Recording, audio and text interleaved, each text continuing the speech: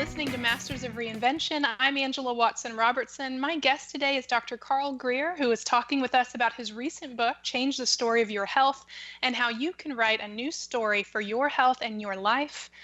Dr. Greer, I want to just dive in and talk a little bit more about this concept of having an inner healer, because you talk about that a lot in your book. So can you tell me exactly what does it mean that we all have our own inner healer? From a Jungian perspective, we are made up of many parts, some of which we are conscious of and some we're not.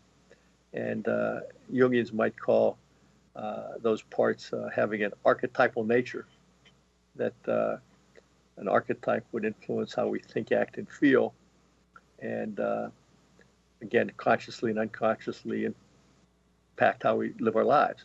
So one such inner figure could be an inner wise person. It could also be an inner healer.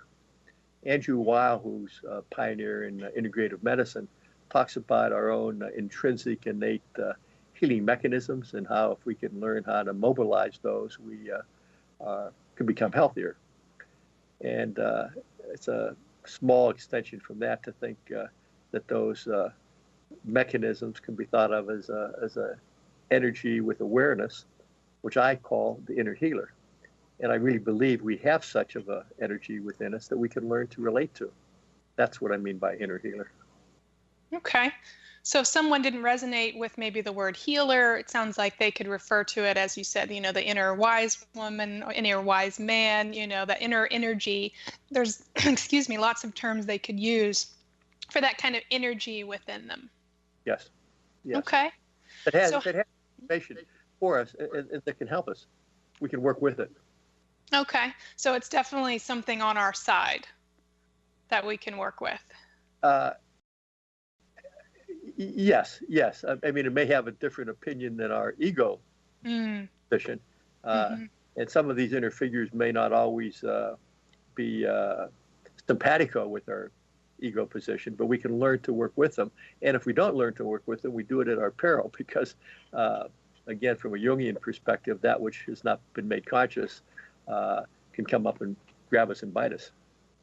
Oh, that's a good point. So you want to really be cultivating that relationship with the inner healer. So what are some ways you can really work with your own inner healer, your own inner wisdom, to learn something about your health that you might not discover if you did not work with this inner energy?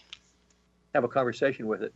Actually set up a formal way of, it's almost, I don't want to overuse the word sacred, but it's doing, sacred spiritual work where we're honoring these energies that are bigger than we.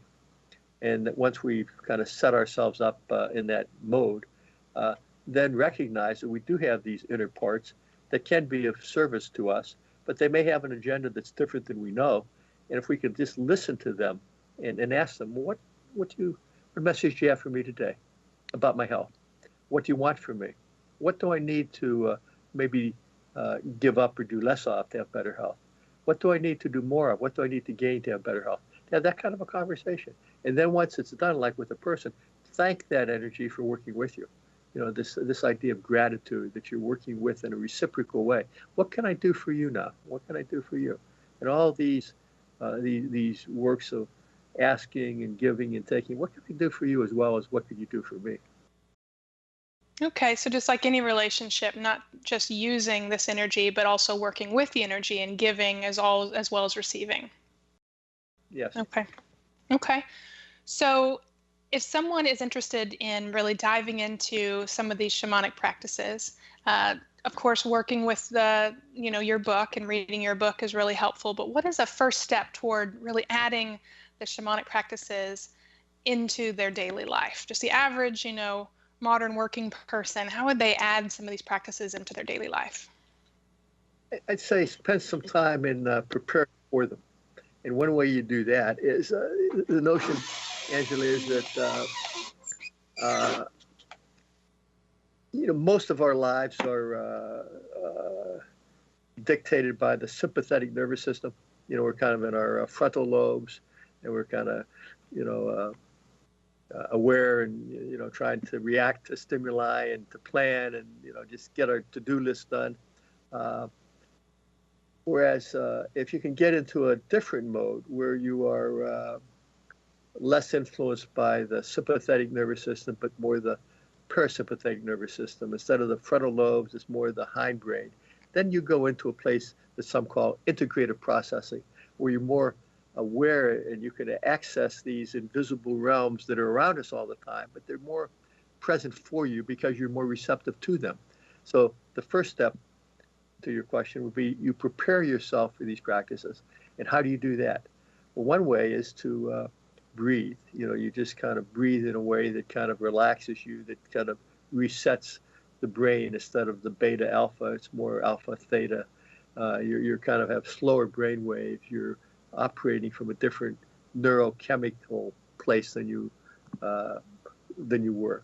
Then I talk about this idea of calling in the directions above and below. And the notion here is that this is a cosmic quantum physics idea, that we all came from someplace before the Big Bang. There was something before that. And I call it the source or the quiet, the place of pure potential where everything is possible. It's before the idea, the form of the idea. And something happened to stimulate our universe and all the forces seen and unseen, and all the planets and galaxies and stars and archetypes and people and plants. And one notion is that all of these things have an awareness. All of these things are connected to everything else. And if we can learn to relate to these seen and unseen things, this place of pure potential, we can cause things to happen that otherwise wouldn't. So when people call the directions, the medicine wheel and so forth, they're calling in emanations of this creative force, that they're using in their own ways to do things that they otherwise wouldn't be able to do. So you breathe, you try to get your brain waves a little slower, you are more relaxed. Now you call in these emanations from spirit to work with you, to help you, and you believe that it's possible that there's things out there that you can't see that can actually work with you. Then you're ready to start to do the work.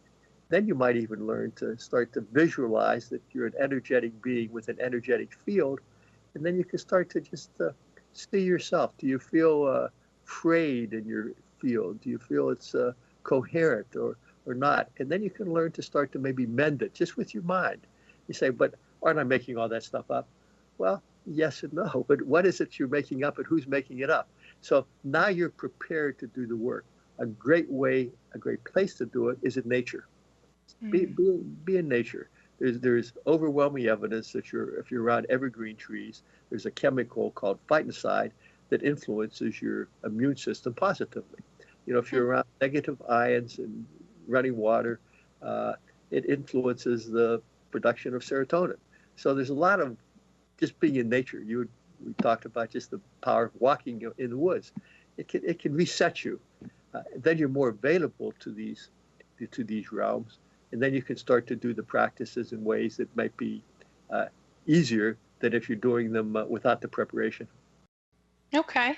So it sounds like, in a really simplified way of saying it, one way that just the average person could start to implement some of these practices is getting into nature and spending more time in nature, paying more attention to breathing, to the breath, and then going back to that inner healer question, really engaging in a conversation, relationship with our inner healer a little bit more. Am I correct? Yes, you are. And okay. That conversation. So your symptoms. I mean, let's say you have a migraine headaches. You could ask yourself, why do I keep getting you? What purpose are you serving? What meaning do you have in my life? What do I need to give up to have less of you? What do I need to gain to have less of you? So it's okay. And that conversation with the inner healer, is this a conversation that has to be said out loud? Can it be done, writing? How does that conversation look with that inner healer? It could be done out loud. It can be done in writing. One way to do it is get a stone and blow in, however you envision what that inner healer's energy is, blow in that energy. Then you put it across from you, and that is your inner healer. You ask it a question. Then you actually physically go over, pick it up, take a breath, become the inner healer. So now you become that part that lives within you who is answering the question that Angela just gave. So you answer, then you move back to the Angela person, and she reflects on what she just heard, and then she asks another question, and she goes back over. And once you get past that awkwardness of doing that, it's amazing. You start to realize, I really, there's something alive in this inner healer part that I didn't realize that's giving me, the Angela, my ego consciousness, some information. And all of a sudden at the end of the exchange, you say, gee, that was interesting. Where did that come from? What's that all about? And then you have a chance to reflect on it and see, based on that, you want to do anything different than you would have had you not had the conversation. And oftentimes people say, damn, I will do something different, because it's really it's an insight. It's that aha moment.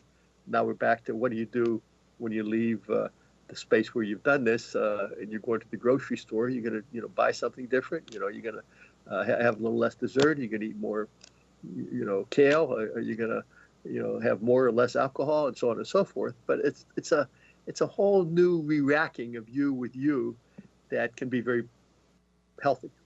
Okay, very powerful. Well, we're going to take another break, but before we do, can you tell our listeners one more time how they can get in contact with you, and also where your books are available? Yes, my website is carlgreer.com. I'm on Facebook. I'm on Twitter.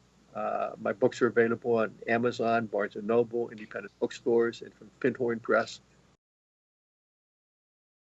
All right, great. We're going to take a quick break. When we come back, we'll explore more about how you can change the story of your health and use shamanic practices for healing. You are listening to Masters of Reinvention. I'm Angela Watson Robertson, and I have my guest, Dr. Carl Greer. Stay tuned. We'll be right back.